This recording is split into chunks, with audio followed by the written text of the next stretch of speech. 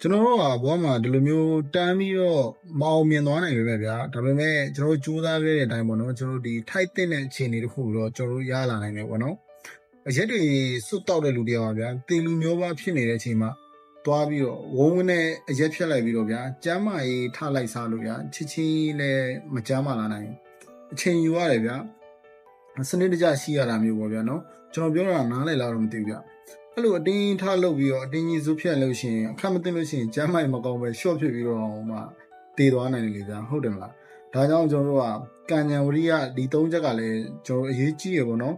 ်ဒါလို့ရင်တော့ဒါပဲတေချာဖို့ဖြစ်ရမယ်ဆိုပြီးတော့တခါတည်းသွားပြီးတော့အတင်းကျွန်တော်မျော်လင့်မနေတာကောင်းတယ်ဗျာဒီမှာပြောနေတာဗျာကျွန်တော်တို့ကတောင်တလုံးကိုအဝေးကနေလှမ်းကြည့်နေတယ်လို့ပဲဗျာအဲ့ဒီတောင်ကကျွန်တော်တို့ဝေးကနေလှမ်းကြည့်တဲ့အချိန်မှာတော့ဗျာနီးရလို့ထင်ရတယ်ဗျာဒါမဲ့တကယ်တမ်းကျွန်တော်တို့ရောက်အောင်သွားမယ်လို့စိတ်ကူးပြင်မယ်ဗျာ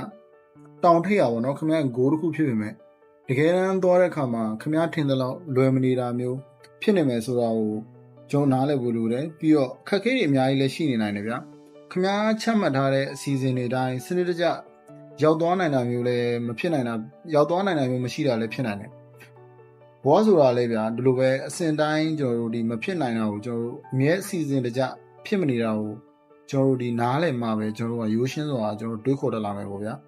ဘောမှာကျွန်တော်ဖြစ်ချင်စောတွေပေါ့နော်ကျွန်တော်တို့တွေကအဲ့ဒီဖြစ်ချင်စောတွေနဲ့အတင်းလျှောက်လုပ်နေတဲ့တချို့ຢာတွေကဗျာကျွန်တော်တို့ပို့ပြီးတော့စိတ်ပင်ပန်းနေရစီရဗျာစိတ်ရှုပ်ထွေးရစီရဗျာဥမာပေးရရင်ဗျာကျွန်တော်ဒီတလပြက်ဘာသာစကားသင်တန်းတစ်ခုပေါ့ဗျာနော်တွားတက်ရတယ်လို့ပဲဟိုခင်ဗျားရှိသူမဲ့သူတွေနဲ့အတင်းသွားတက်ဗျာနောက်ဆုံးတလပြက်နဲ့ခင်ဗျားဘာသာစကားတက်ရင်တက်မတက်တော့လဲရှိရလေကုန်ပြီငါ့ပေါ့ဗျာဒီလိုသဘောမျိုးပေါ့ဗျာနော်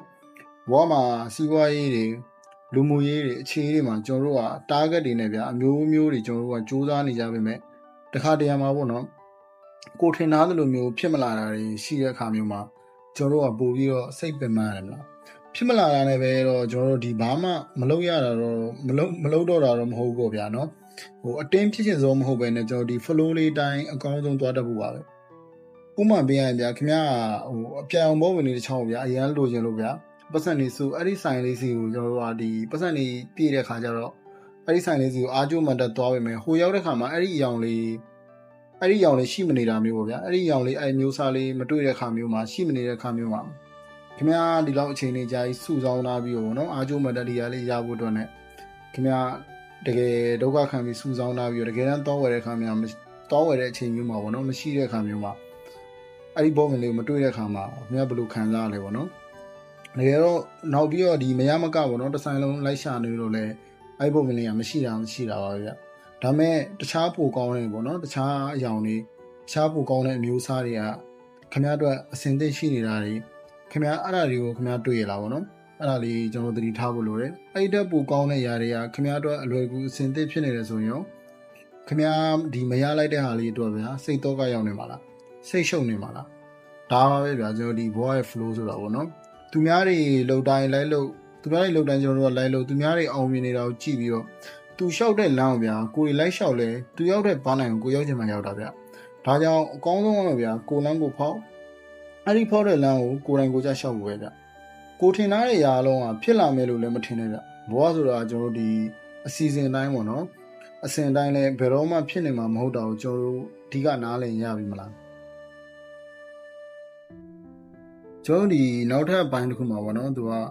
ကျွန်တော်ရဲ့ဒီအုံနောက်တွေအားတဲ့တွေးမနေရင်တော့မှကျွန်တော်တို့ရဲ့အုံနောက်ကအလုံးလုံးနေတာဗျခန္ဓာကိုယ်ထဲမှာရှိရဗျအစိတ်ပိုင်းတွေကိုအလုံးလုံးဖို့ကျွန်တော်ဒီစေးစော်ပေးနေတယ်ပေါ့နော်စေးစော်ပေးနေတဲ့အပြင်နောက်ပြီးတော့ဒီဝင်လာသမျှအာယုန်တိုင်းကိုလည်းသူကလက်ခံပေးနေတာဗျကျွန်တော်တို့ရဲ့အုံနောက်ကပေါ့နော်တေချာနားလည်အောင်ပြောရရင်ဗျကျွန်တော်တို့ကအိပ်ပျော်နေတယ်ဗျကျွန်တော်တို့ရဲ့ဒီအသိစိတ်ပေါ့နော်အာယုံခံစားတဲ့စိတ်တွေနဲ့တော့ပေါ့နော်စိတ်နဲ့ပတ်သက်သမျှအရာအလုံးကကျွန်တော်တို့ဒီချုပ်ငိမ့်သွားပြီမယ်ဗျာဒီအုံနောက်ကတော့ဒီကိုယ်ထဲမှာရှိတဲ့ကျွန်တော်ခန္ဓာကိုယ်ထဲမှာရှိတယ်ပေါ့နော်ဒီအစိတ်ပိုင်းတွေကိုအလုံးလုံးပေးနေတာဗျကျွန်တော်တို့ကဗျာဒီအိပ်ပျော်နေတဲ့အချိန်မှာဆိုလို့ရှိရင်ဥပမာဗျာခင်ဗျားရဲ့စိတ်ကိုဥပမာပေးရလို့ရှိရင်ကျွန်တော်တို့ကဒီအိပ်ပျော်နေတဲ့အချိန်မှာဗျာခင်ဗျားရဲ့စိတ်ကိုဘယ်လိုအဖက်ကမှသွားပြီးမတက်ရောက်တော့ဘူးဗျထပ်ရှင်းအောင်ပြောရရင်ဗျာကျွန်တော်ဒီအိပ်ပျော်နေတဲ့သူတယောက်ခင်ဗျားသွားပြီးစိတ်ချမ်းမာရေးနဲ့ပတ်သက်တာတွေစိတ်နဲ့ပတ်သက်တဲ့အပိုင်းတွေမှာသွားပြီးတော့ဘာမှသွားလုပ်လို့မရတော့ဘူးဗျလုံးဝမတက်ရောက်တော့ မတက်ရောက်တော့ပြင်မဲ့ဗျာဒါမဲ့ချိန်ကြိုက်လို့ရှိရင်တော့ကျွန်တော်ဒီလက်ကလေးလှုပ်သွားတာမျိုးဟိုလှည့်ဒီလှည့်ပေါ့ဗျာเนาะဒီရုပ်ပိုင်းဆိုင်ရာတွေကတော့ဒီအဲ့ဒီအရာတွေကတော့ဒီအုံနောက်ကပဲဦးစီးတော့တာမျိုးပေါ့ဗျာเนาะဒီလိုပဲဗျာတခါတည်းမှာကျွန်တော်တို့ကဘာဆိုဘာမှတွေးမနေတော့မှာဗျာကျွန်တော်တို့ရဲ့အုံနောက်ကအလုံးလုံးနေတော့မှာဗျာအဲ့ဒါဘယ်လိုလဲဆိုတော့ကျွန်တော်တို့ကဗျာဘာမှတွေးမနေတော့မှာပေါ့နော်ကျွန်တော်တို့ဒီပြင်ပကနေပြီးတော့ဝင်လာတဲ့အာယုံတစ်ခုပေါ့ဗျာအဲ့ဒီအာယုံတစ်ခုနဲ့ကျွန်တော်တို့ရဲ့ဒီအုံနောက်ထဲမှာပေါ့နော်ကျွန်တော်ငကိုရှိထားတဲ့အဲ့ဒီပြင်ပဝင်လာတဲ့အာယုံတည်ပြီးသားပေါ့နော်အဲ့ဒီအစိပ်ပိုင်းနဲ့ကသူကဆက်ပေးနေတာဗျာအချိန်တိုင်းပေါ့ဗျာကျွန်တော်ရှင်းပြီးတော့ကျွန်တော်တိလွယ်တဲ့ဥမာပေးရမယ်ဆိုဗျာဥမာအနေနဲ့ဗျာမီးရပူတယ်ဗျာဒါကိုကလေးဘွားတွေကတခြားသူတွေကဖြစ်စီကိုယ်တိုင်ပဲအဲ့မီးကိုသွားကင်ကြည့်လို့ဖြစ်စီပေါ့နော်ကျွန်တော်ဒီမီးရပူတယ်ဆိုတော့ကျွန်တော်တို့ရဲ့အတိညာရဲ့ကျွန်တော်တို့မှတ်ဉာဏ်ပိုင်းရဗျာကျွန်တော်မှတ်သားထားပြီးသားဗျာဒါကျွန်တော်ဒီငကိုရှင်းရင်းဆွဲပေါ့နော်အတိမှတ်ဉာဏ်ပေါ့နော်အဲ့ဒါဟိုမှာကျွန်တော်တို့ကမီးကိုမြင်တာနဲ့ဒီပြင်ပမှာရှိတဲ့အာယုံပေါ့နော်မီးကိုမြင်လိုက်တာနဲ့ကျွန်တော်ဒီအတွင်းပိုင်းမှာရှိတဲ့ကျွန်တော်အာယုံပေါ့နော်မှတ်ညာပူတယ်ဆိုတဲ့အဖြေကိုကျွန်တော်တန်းထုတ်ပြီးတော့တာဗျအုံနောက်ကဗျာအချိန်တိုင်းလုံးနေတယ်ဆိုတာအဲ့လိုမျိုးဗျအပြင်ကအာယုံတွေဗျာအကြားတွေအတိတွေအမြင်တွေပေါ့နော်အနံ့တွေပေါ့နော်ဒီစသဖြင့်ပေါ့နော်အာယုံပေါင်းများစွာပေါ့ကျွန်တော်ဒီပြင်ပကနေထိတွေ့တိုင်းဗျာအတွင်းမှာရှိပြီးသားပေါ့နော်တည်ပြီးသားကျွန်တော်ရဲ့ဒီ memory နဲ့ပေါ့နော်ချိန်သားအကြိုက်ဗျာဆက်အလုပ်ပေးနေတာပေါ့အချိန်တိုင်းကိုအလုပ်နေတာဗျာကျွန်တော်တို့တွေကအိပ်ပျော်နေတဲ့အချိန်မှာတော့မှကျွန်တော်အုံနောက်ကလုပ်ပေးနေတာဗျဒါကြောင့်အဲ့လိုဝင်လာသမျှအာယုံတွေဗျာထောင်တောင်းထဲမှာမှကျွန်တော်တို့ကအမိုက်တွေကိုခေါင်းထဲမှာတိတ်ပြီးတော့တင်းစီမထားဘူးလို့လိုတယ်ဗျ